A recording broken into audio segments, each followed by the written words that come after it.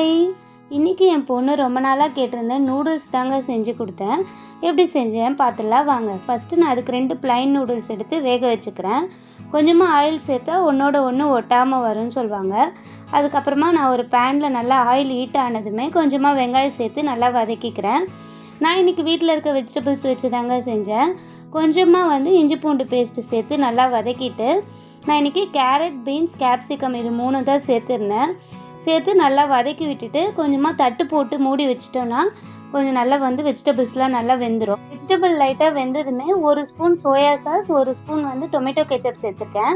நான் இன்றைக்கி டேஸ்டிங்காக 2 மேகி மசாலா சேர்த்துருக்கேன். 2 நூடுல்ஸ் எடுத்ததால் கொஞ்சமாக டேஸ்ட்டுக்கு உப்பு சேர்த்து நல்லா கலந்து விட்டுட்டு நம்ம வேக வச்ச அந்த நூடுல்ஸையும் இதில் சேர்த்துக்கலாம்.